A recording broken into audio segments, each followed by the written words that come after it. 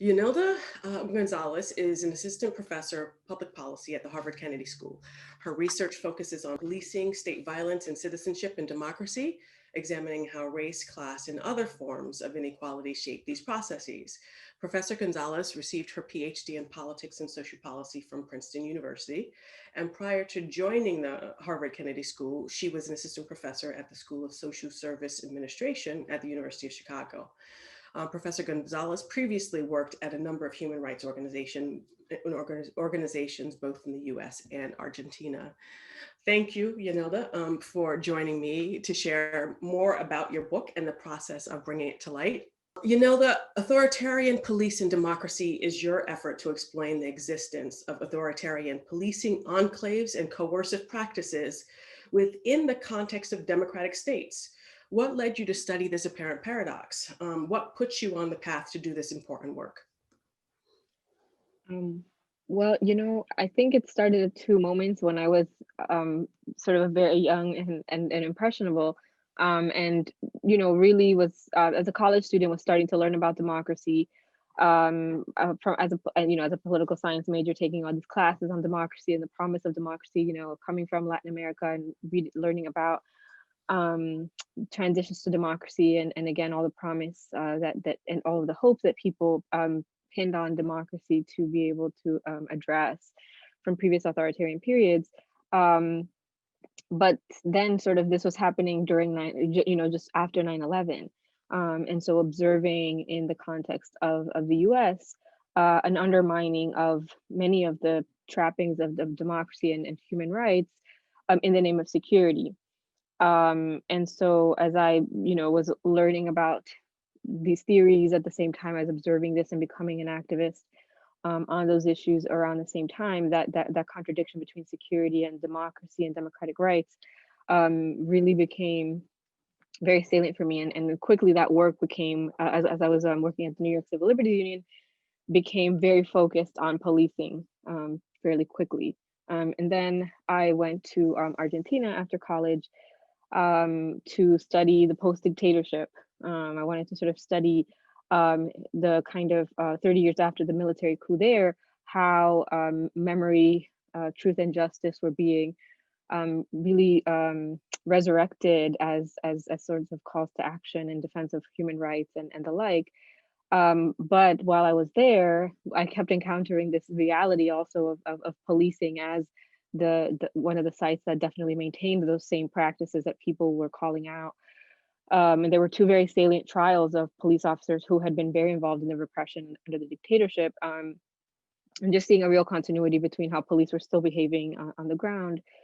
And so that connected to my previous experience in the US, sort of post 9/11, really set me on the path that I've been on, in the decade and a half since, which is to really wonder about how can democratic systems perpetuate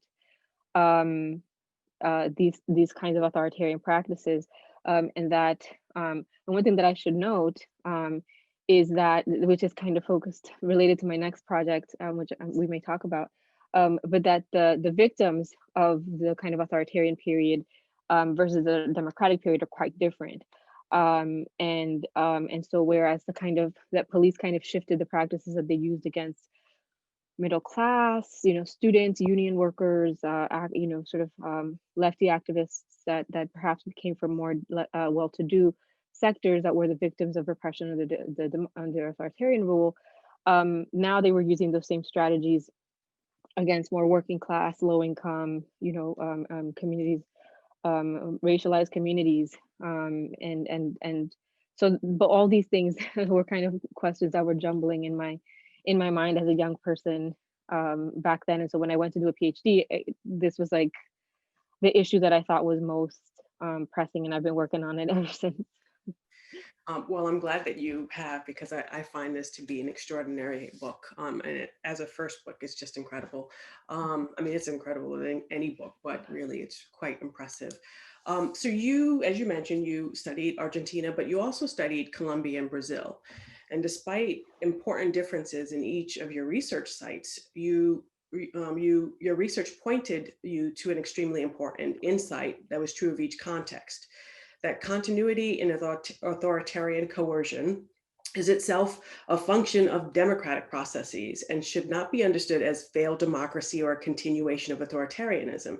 In other words, democratic processes are often at the heart of these barriers intended to bring about structural reforms toward democratic coercion. Can you elaborate on this argument, linking your paradoxical finding to the major political challenges to police reform? Absolutely.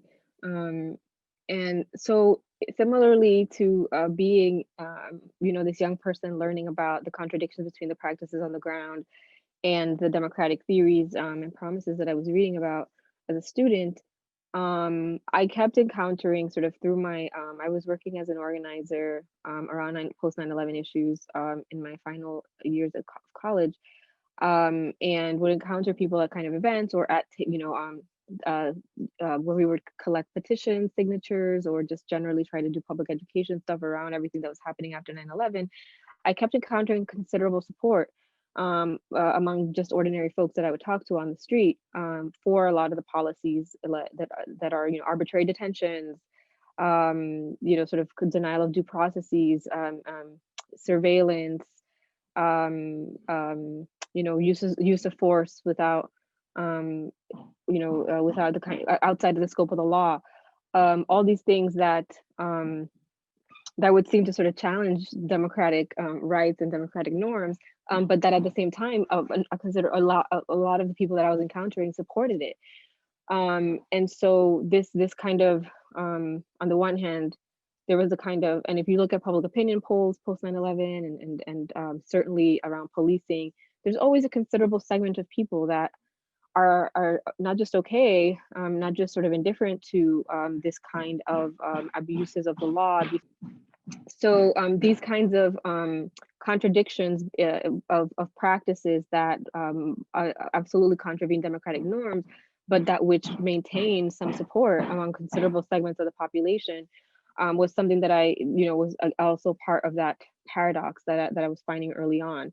And then as I sort of began to do my field work, my field research in for my dissertation, I really started to encounter really a lot of popular expressions in favor of police violence, right? And so that this is what the police need to do to keep us safe, including in some communities that are themselves most likely to suffer, from police violence. And so it's something that we have to think about a kind of what I call a democratic constituency for authoritarian policing, and that the unequal nature of our societies means that democratic processes will end up elevating those voices that are in favor, that democratic constituency for authoritarian policing comes to be elevated. And emerges as the kind of sort of the democratic demand of a large segment of society, whereas with the also considerable segment of the population that is resisting, that is denouncing, that is the victim of these kinds of abuses, don't ultimately end up being heard. It's similar to the concept of selective hearing that folks like Laurel Eckhouse, Veshla Weaver, and Elizabeth Hinton have talked about in the case of the U.S. So it sounds like when politicians are faced with the choice, if there's a situation where there's a great deal of fragmentation in the broader society, different people want different things, or different stakeholders, constituencies want different things, that dramatically decreases the likelihood that reform will take place. But another important factor is whether or not there's a strong and robust political opposition to I guess, police engagement in the way that they engage. So you end up feeling like there are very few, very rare instances where police reform toward democratic coercion comes about, because you have to have limited to no fragmentation and a lot of robust political opposition. Can you give us an example of when you have seen that happen from one of your sites, and did it last? Yeah, I think that's exactly the kind of the conundrum that I point to, where I look at in the book. I detail that these are not police forces that are doing okay. This is not something where they're doing a good enough job fighting crime, but they do some abuses, but they're also held accountable sometimes. These are basket cases. These are in the late 80s, early 90s, when I'm looking at these police forces. They're bad at everything. They're not actually keeping people safe. They're not effective at fighting new forms of violence and crime that are emerging. They're engaging in rampant corruption, abuses, of course, extrajudicial violence, and yet reform doesn't happen. Reform is often off the agenda, off the table. And so the question becomes sort of, why is reform so rare, even in the context of these very serious problems? And so sort of, as you said, what I argue is that we have to look at the political conditions. What are the kinds of, what is the nature of the societal demands that are being made? Are they fragmented, or is there convergence? And is there political competition? Because when politicians see fragmentation, they can kind of just go and maintain the status quo, because if I do go one way, I'm going to piss off one segment of society. If I go the other way, I'll the other side will be dissatisfied as well. And so it's an incentive to maintain the status quo.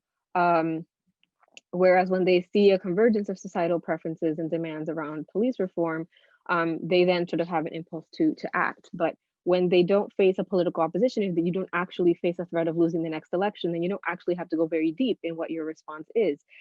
And so I put forth both conditions as kind of jointly sufficient to bring about reform. That's sort of, when we see both of those things, the reform becomes more likely. And so I'll give two examples that I contrast in the book, from my cases.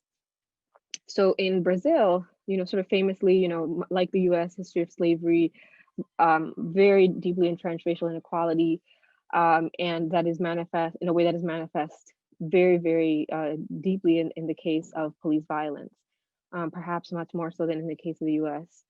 And so it's an area where the societal opinions around policing are pretty deeply divided. And so, for example, I show an instance where in 1995, in the mid 1990s, there were sort of public opinion polls showing that attitudes towards police violence were pretty divided. Where you would have something like 44% of people thought that in Sao Paulo, which is the case that I study, people thought police were too violent, but about 39% thought they were just the right amount of violent, and about 20% thought it was that the police were not violent enough. And so that kind of proportions, I might have, I don't know if they had up to 100, I might have gotten those numbers wrong, but it's always around those proportions. And that has stayed fairly consistent over the past couple of decades. And when that question is asked, you see that there is kind of considerable segments of society that are on either side of those, sort of too violent, just the right amount of violent, not violent enough. And so I show how in one moment in early 1997, a video came out of police brutalizing Black, poor, low-income people in a favela called Favela Naval.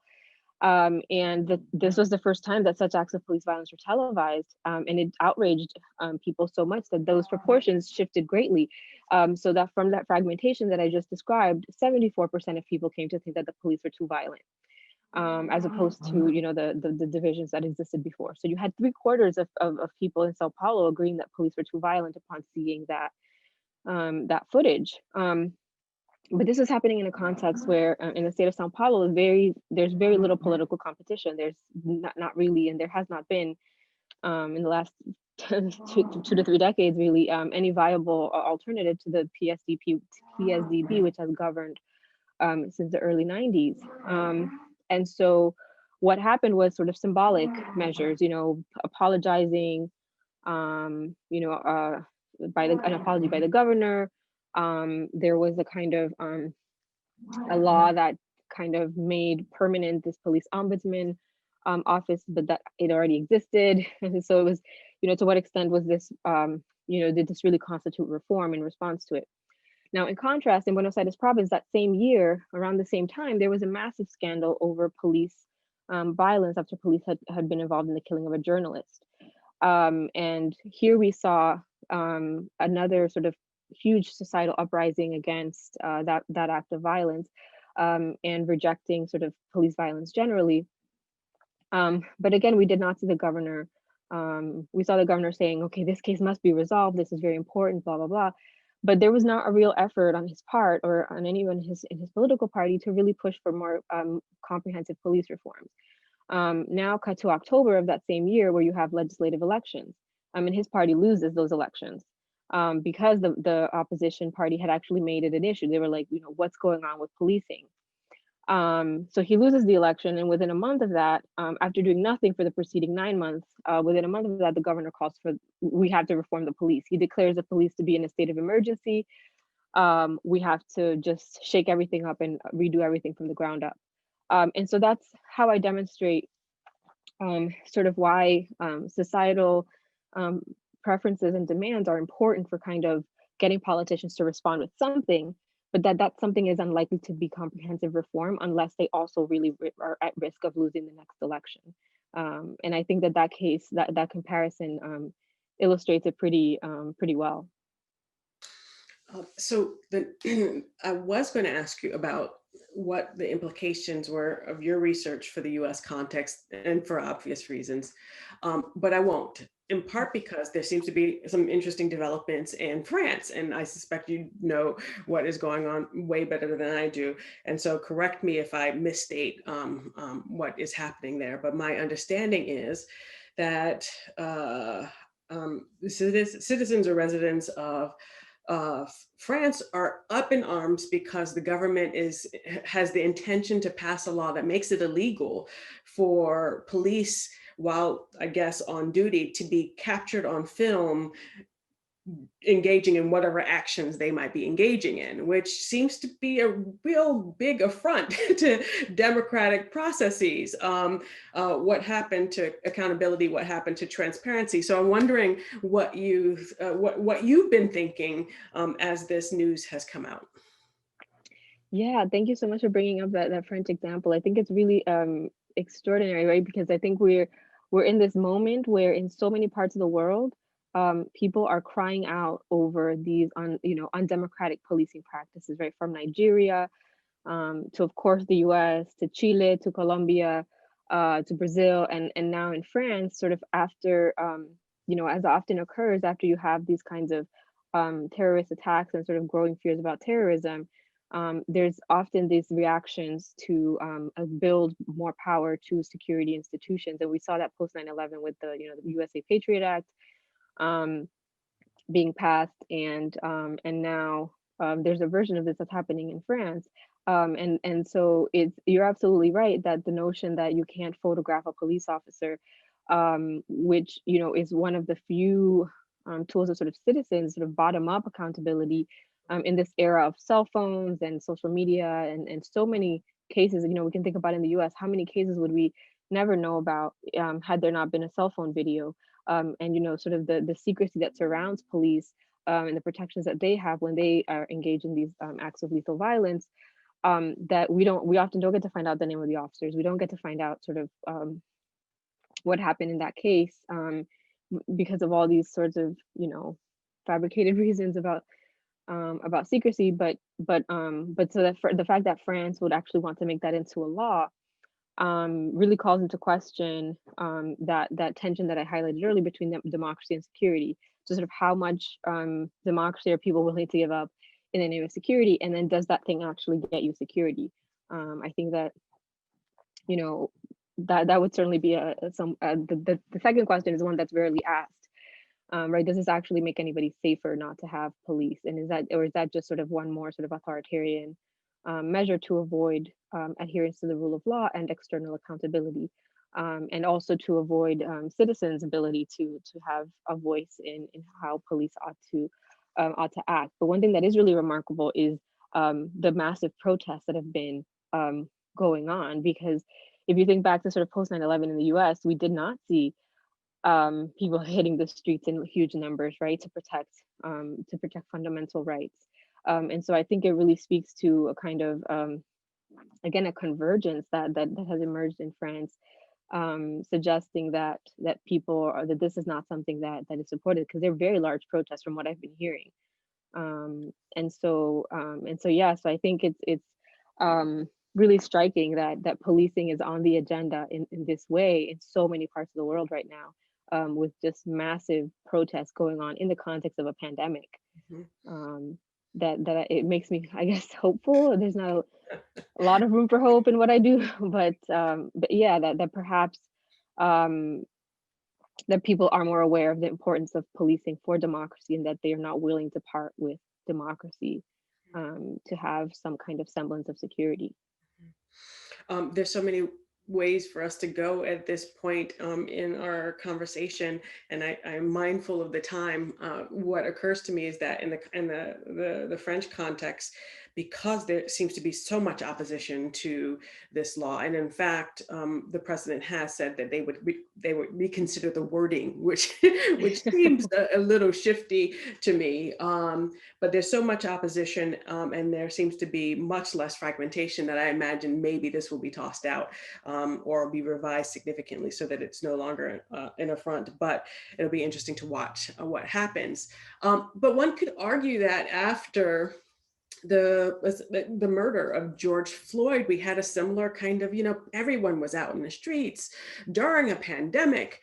There was major outcry, so much less fragmentation. People were agreeing that, that there was, too much, there was a problem of anti-Black violence by the police. And there seemed to be both a lot less fragmentation on this question and a lot more political opposition to these ways of policing. About 5 months, 6 months later, and it almost feels like a different environment now.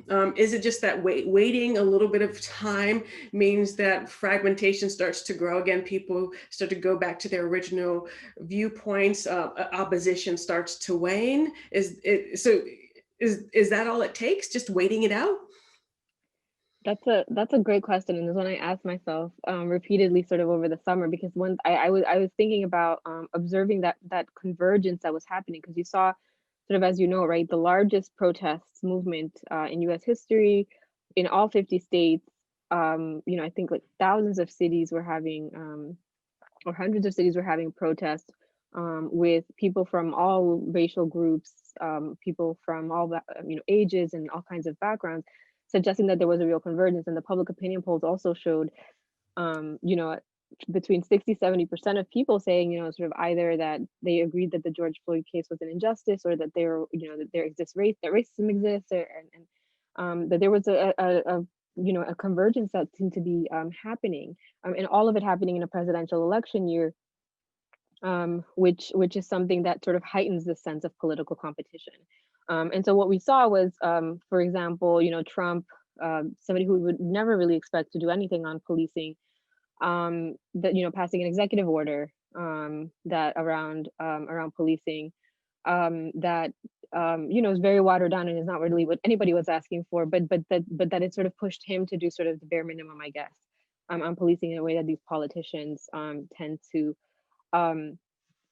to do. But what was happening simultaneously, as you're pointing out, is that there's sort of political actors with also that have incentives to reinvest in that fragmentation, right? So there's some research that has been done showing that homicide rates have been going up in cities throughout the U.S. this year.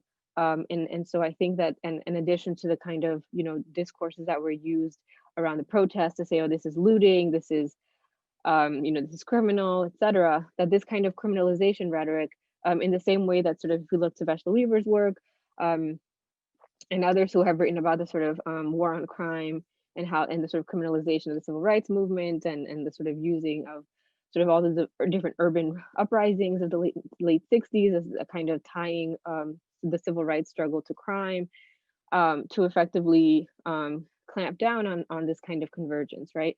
And so we did see a return to sort of old ways of thinking, by people who had previously come to say in those surveys, yes, people, there is a problem with racism too, what I want is actually the police to have more power to, keep order.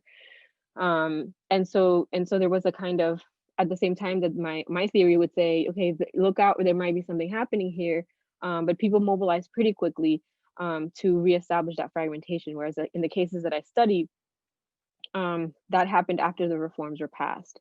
But one additional problem with the US is that, those elections and that electoral competition was happening at the federal level, which doesn't have much bearing on sort of these local police departments. And so one thing that I would want to do is to look at sort of what did political dynamics look like at the local level, and were things possible at some sort of local level. We look at like cities like Chicago, where there's very little political competition. I would say that it would be very unlikely to see reform, even though we did see massive mobilizations all over the city in favor of police reform. But that kind of lack of political competition, I think, makes police reform a pretty difficult proposition there. And so I would want to look at sort of different cities around the U.S. and see what does the political context suggest about the possibility for reform. I think that that's a great question. So two more questions for you, and then I will let you go. The first is, what did you discover from your dissertation that was surprising, that you just didn't expect, and you, as a result of doing this research, you learned so much than you had anticipated? Yeah, well, I mean, I even just I think when I began my dissertation research, I still had this sort of a greater faith in democracy for sort of solving all kinds of problems, and just sort of democracy in and of itself. And so I actually went in to do my dissertation just to learn about these different reforms that were enacted in my cases, to create community participation in policing, that would sort of bring together citizen voices, with police to define local problems and come up with solutions together. And so I found, sort of my mid-20s, then going to do, or my early 20s and then mid-20s, to go back and do field work. I thought I was expecting to sort of research my dissertation. How do we get this type of reform? This is so, interesting that police would democratize in this way in contexts where police had been so entrenched in authoritarian regimes, and so involved in abuses against the population. And I think the thing that I found the most surprising is that even in these democratic spaces, you would, and I cite a couple of examples in the book, people applauding when police have said, we were engaging in a pursuit of a suspect and we shot, the suspect unfortunately has been killed. And people applauded and said, thank God. And so, and seeing a real, people laughing or mocking human rights, or outright showing hostility towards human rights, in the context that I studied. And so that even in this kind of democratic space, the people that had convened there were not very convinced about democracy for everyone, right? So they were happy to participate and have this space, but they were not willing to sort of extend that to the others that they found themselves to be afraid of, or that they found to be the sort of criminal threat. And so I think that it was that was most surprising, which to me, which I think is something that I'm still unpacking. And I think one of the lawyers that I had interviewed for my book, and I think I quote him directly, if not, it's for another paper that I'm working on. But he's sort of saying, this could be a space where we could go and talk about, why are the police being so violent in our communities? Why are they breaking down doors without warrants and doing all these things? But that those spaces just end up shutting us out, so that we don't have access to that kind of democratic participation, to hold police accountable and try to set up different models of security. And so I think that, yeah, it's a sort of ongoing contradictions that I found to be kind of most sobering, Yeah. in those spaces. So if I were to draw from your theory then, and think about how to apply it in such a way that might bring about true structural reform. Let's just imagine I am a member of, or a leader of, Black Lives Matter. I am not, but let's imagine that I am. Now, they've created a movement that has, in some ways, made it so that more people understand the nature of anti-Black violence in the U.S. and are very clearly against it. So there's that. There's a kind of convergence, or there has been a kind of convergence towards ending those kinds of inequities and brutalities. But then you need political opposition. You need to have someone in place ready to run again, and a strong challenger. So we don't just need the movement on the ground that helps to create an understanding about the context within which a lot of Black and Brown people from low-income communities are living. We also, it seems like there would also need to be an effort to groom one or more politicians who, when the time was right, could act against someone who's in power in such a way that created a kind of political competition that might lead to the person in office to actually make the reforms, or do the reforms, or push the reforms, or they get out and then someone else comes in. So you actually need both. It seems like on some level, BLM folks have focused on the grassroots organizing, but there has to be, in lieu of becoming a part of establishment. But what you're telling me suggests that you both need the grassroots, but you also need folks to be acting in the context of the establishment, and the convergence of those two might actually produce the structural changes that many are after. Am I overstating it, oversimplifying? What am I getting wrong there? Oh, no, I don't think so at all. I mean, I think that's the kind of question. I think that the achievements of BLM and related movements, can be seen at the discursive end, and the kind of, I we probably don't have the levels of convergence that we had over the summer in terms of acknowledgments of anti-Black violence. But when you think about something like the 2016 election, where it was difficult to get politicians running at that level for the presidency, to even say Black Lives Matter, or versus All Lives Matter, and the like, to 2020, when it was taken as a given, right? Having Kamala Harris, former prosecutor, having Mitt Romney, marching in Black Lives Matter protests in DC. I think that the kind that suggests a kind of effectiveness, as you're saying, at the kind of public opinion, the kind of forming of sort of how people understand the problem, in a way that I think is really effective, and that you can really trace over time in a way that very clearly. But I think what's less clear is that there's neither political party sees it as in their interest to kind of challenge policing in a more meaningful way, to challenge sort of policing as a power, as a tool of power, as a powerful actor itself, and in questioning how fundamentally how police engage with low income Black, race and other racialized communities.